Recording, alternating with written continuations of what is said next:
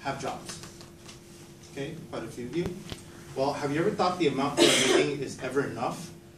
Well, according to the LA Times, the question that has been going on since 2008 is, should the United States increase minimum wage? According to the United States Department of Labor, minimum wage in California is $9 an hour, where it is actually higher than federal law's minimum wage because it's a little bit more expensive to live in California than other states. Whether you have a college degree or not, you are expected to be paid at least $9 an hour wherever you work in California. Minimum wage is supposed to be the amount where it can keep one out of poverty. But unfortunately today, minimum wage is not enough to keep people and families out of poverty. I can talk about this subject because I had a debate in my economy class in high school about minimum wage, whether it should or should not be increased. I had to talk about it for both sides and research on why it should or should not be increased. Today, as some people know, minimum wage is not enough to be able to pay all the bills and be able to feed yourselves without more money. But the side that I take is that increasing minimum wage is not the answer to the problem. And hopefully by the end of my speech, it will give you a reason to believe that increasing minimum wage will actually hurt the economy more than it will do good. First, we can talk about what the problem is for people who are making minimum wage. The main problem with minimum wage is that it is not enough money for people to live off of. Thus, many people who make minimum wage rush to the conclusion that raising minimum wage is the answer to the problem. Simply increasing minimum wage sounds like a great idea, but it tips the scale to one side to where you need to balance it back out. An article called The Pros and Cons of Raising Minimum Wage, posted on January 23, 2015 by Tiffany Patterson, who has a bachelor's in political science and an MBA, explains in her article how raising minimum wage is a great idea, where it can get as much as 900,000 people out of poverty, but at the same time, cut as much as 500,000 jobs.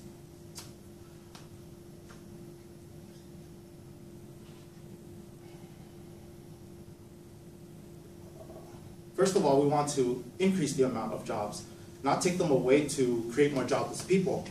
An article on the Huffington Post website by Mark Gongloff, posted on 2014, explains how McDonald's minimum wage should be raised to $15 an hour.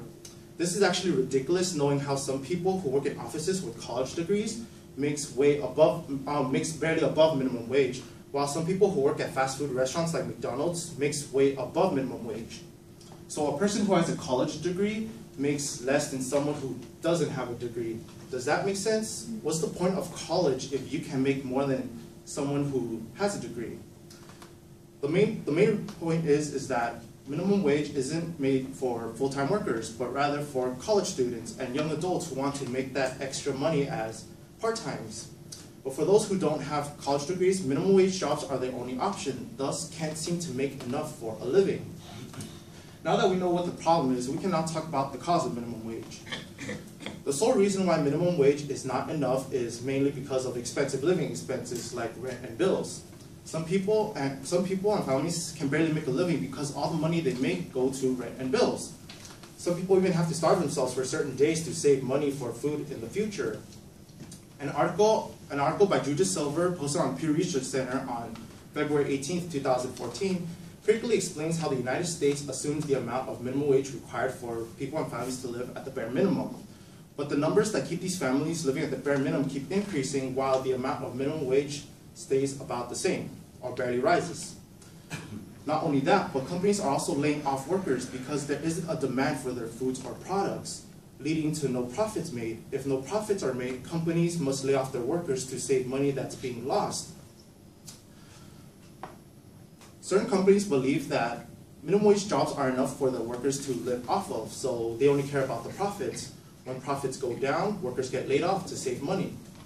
Now that we know what the cause of minimum wage comes from, we can now talk about the solution to the problem. The main solution to keep people and families out of poverty by maintaining the current minimum wage is actually to create more jobs, so that there will be an increase in demand for foods and products. An article on the Hamilton Project website explains how creating jobs is essential to helping those who are jobless, and goes on to explain how getting some income is better than getting no income. By creating jobs, people who couldn't pay the rent and bills will have the opportunities to get those things paid. That is actually the main solution, is to get people who are jobless jobs. This will cause a chain reaction to occur over time.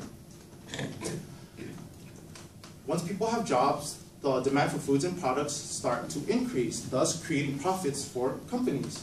The more profits companies get, the more bonuses the workers get, thus an increase in their paychecks.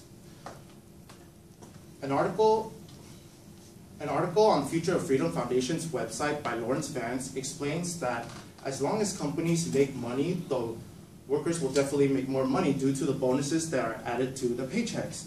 As a result, minimum wage is actually the amount where people can actually live off of without protesting for an increase, because as mentioned earlier, if minimum wage were to increase, the amount of jobs are to decrease. All in all, we now know the